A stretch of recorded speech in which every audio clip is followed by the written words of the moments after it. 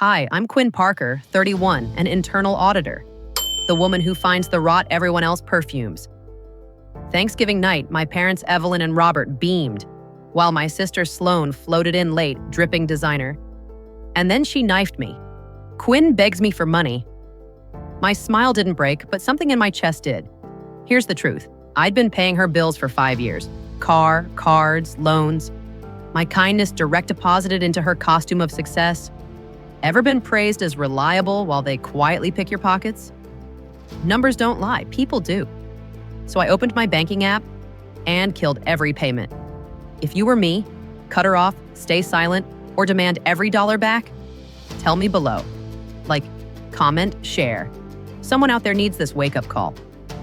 I'm Quinn Parker, the reliable one, the spreadsheet sister, the person families call when things go wrong and then forget when the lights come back on. Thanksgiving night was supposed to be turkey, gravy, polite lies. Instead, it became the night my heart learned how to slam a door. Picture this. I'm in my parents' house, Evelyn and Robert, balancing a homemade pumpkin pie and my nerves when my sister Sloane floats in late, glittering like a storefront.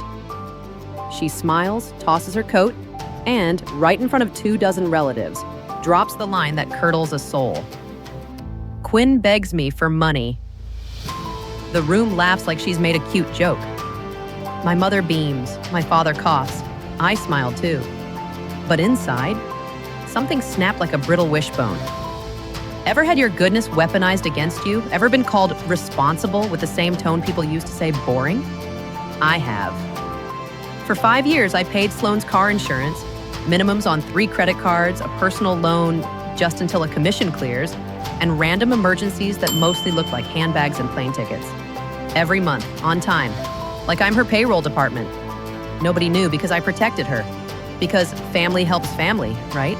Except she stood there, princess pretty, and fed the room a lie about me being broke and needy. She keeps asking for loans, she cooed. That sentence was a lit match in my chest. I excused myself and locked the powder room door. I saw my reflection, mascara steady, jaw tight, a woman I barely recognized staring back. I took out my phone, opened my banking app, and scrolled through the recurring payments labeled Sloane. 5 neat lines, clean, obedient, merciless.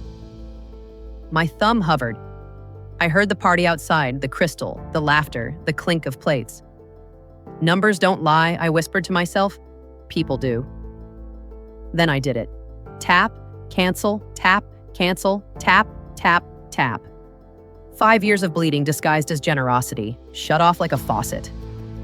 My phone chimed with each confirmation, recurring payment canceled. It sounded like breath returning to a drowning person. If you were me, would you have done it? Or would you have kept bleeding because the cut came from family? I didn't stop there. I went home the next morning, set a mug of coffee by my laptop, and made a new spreadsheet.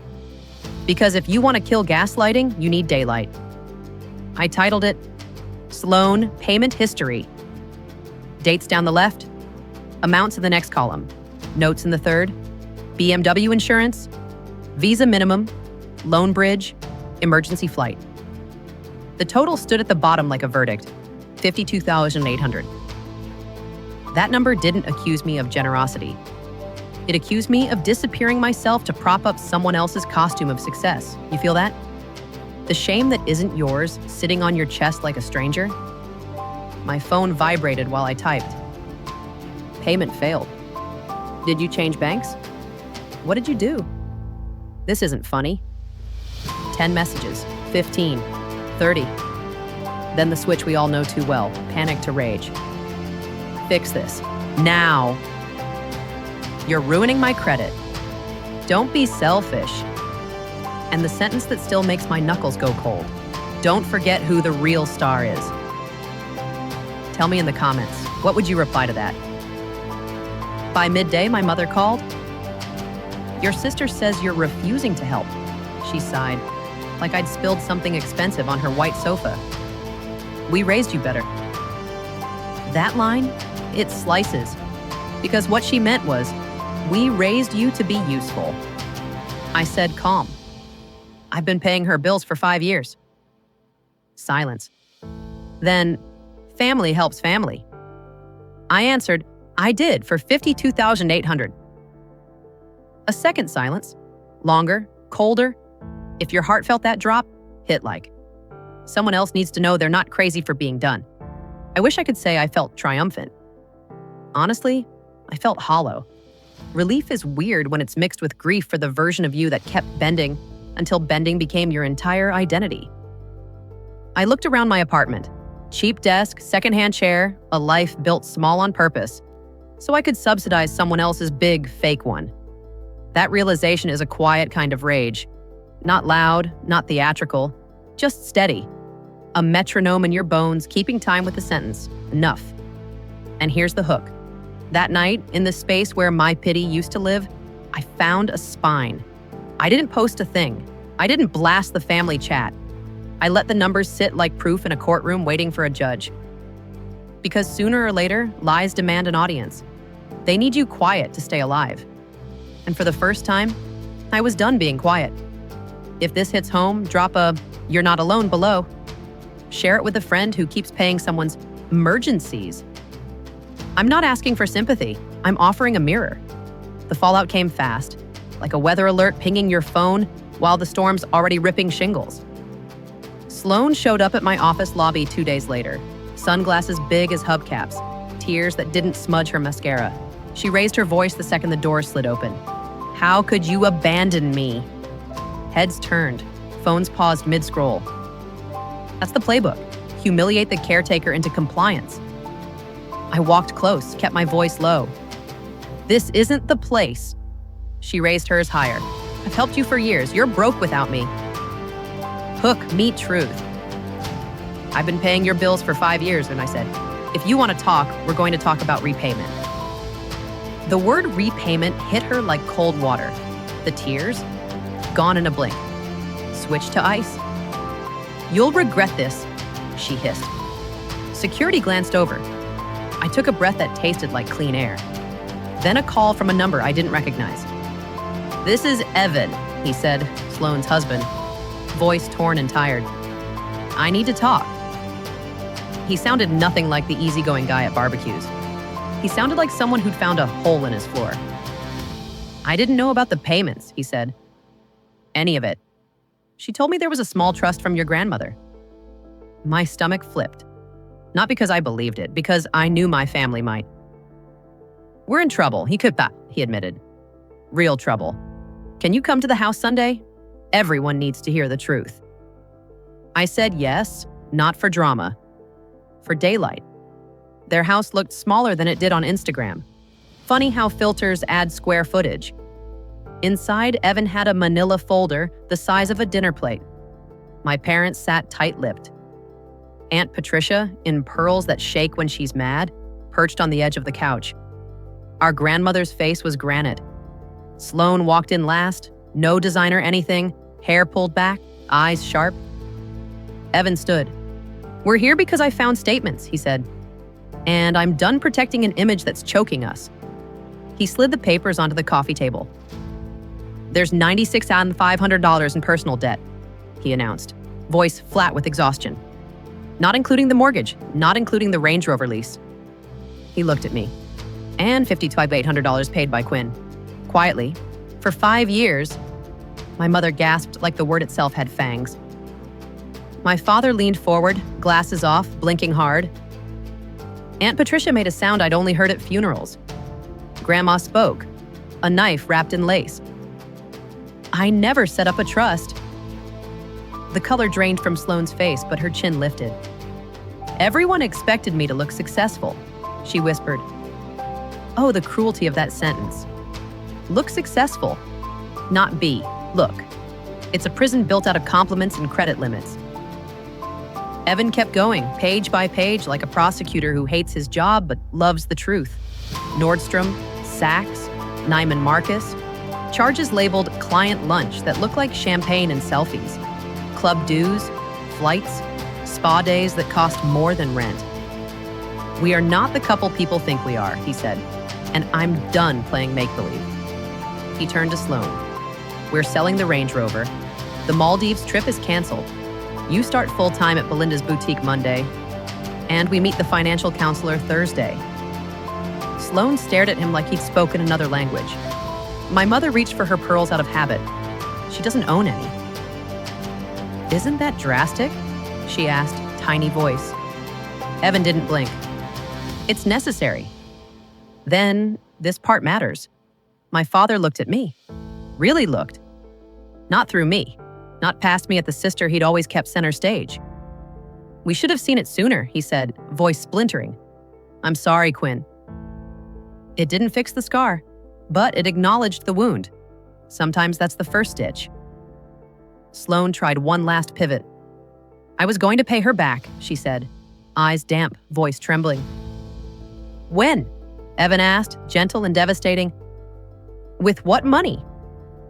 The room was quiet in the way that means everyone can hear the truth finally unplugging the fog machine. I opened my laptop, slid it across the table. My spreadsheet glowed. Dates, amounts, notes. Not to humiliate her, to anchor the moment. Gaslighting ends when facts enter the room with clean shoes.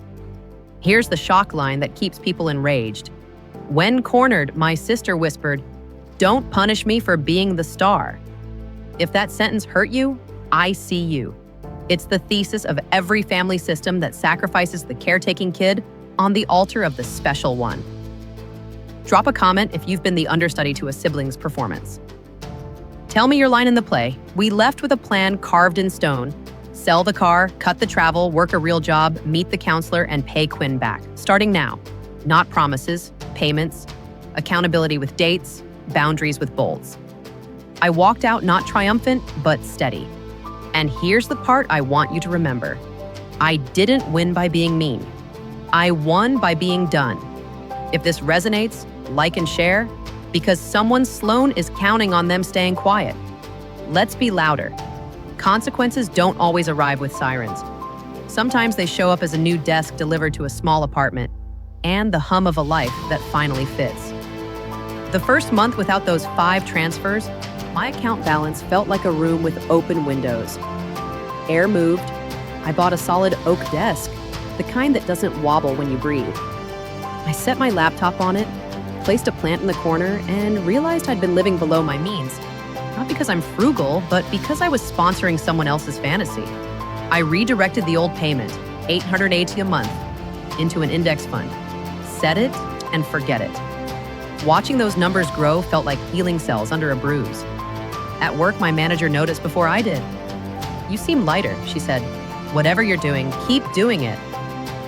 What I was doing was sleeping. What I'd stopped doing was rehearsing lies for the next family gathering. Shame takes energy. So does caretaking adults who refuse to be adults. When you put that energy back into yourself, it's shocking what blooms. If you're hearing this and something inside is nodding, share it with the one friend who always has it handled, but whose eyes look tired in photos. Meanwhile, Sloan started making payments. Not grand gestures, not performative Venmos with glitter emojis. Just a bank deposit, $600. Then another, then another. Always on time, no captions. The first one arrived with a text. It'll take years, but I'll pay you back. I typed 2 words. Received. Thanks. Not forgiveness, not yet. But a door cracked open in a wall I was allowed to build. Forgiveness isn't a light switch, it's a dimmer. Boundaries are the wiring. My parents shifted too. My mother's calls softened from scripts to questions. How are you? She asked, and for a second I forgot how to answer. My father started asking about index funds and Roths, actually listening. No jokes about our little accountant. I'm an auditor, but you get it. The golden pedestal wobbled. Maybe we all got dizzy, but nobody reached for the fog machine this time. Truth has a way of making liars tired. Then came Thanksgiving, 1 year later. No chandelier, no posturing. 8 place settings. Sloan wore jeans and a cream sweater. She looked like a person, not an ad. Evan carved the turkey and handed her the platter like a pact. We ate, we talked about actual stuff. Uncle Warren admitted his heart surgery scared him. Lauren celebrated her promotion without pretending it was no big deal. My parents confessed they're behind on retirement and asked for help. Humble, real help. Midway through, Evan raised his water glass. "To the person who told the truth when it was easier to lie," he said. And then he looked at Sloane. She stood, voice small but steady. "To family who tells us the truth, even when it hurts." I didn't cry. I did breathe. Big. Here's the part that might make you furious and hopeful at the same time. The world did not clap. There were no violins. The Instagram feeds did not apologize. But inside my chest, the static was gone. That's worth more than a staged apology video. That's the dividend paid in peace. Now let's talk about the psychology, because this is where the value is. If you are the Quinn in your family, you've been trained to equate love with usefulness.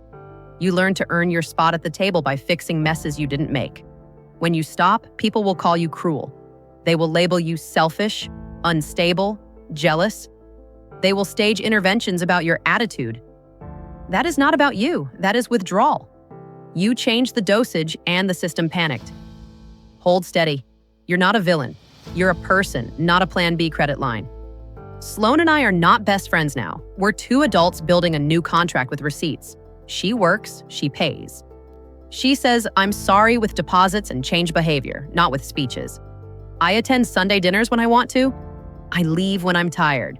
I buy myself flowers for no reason.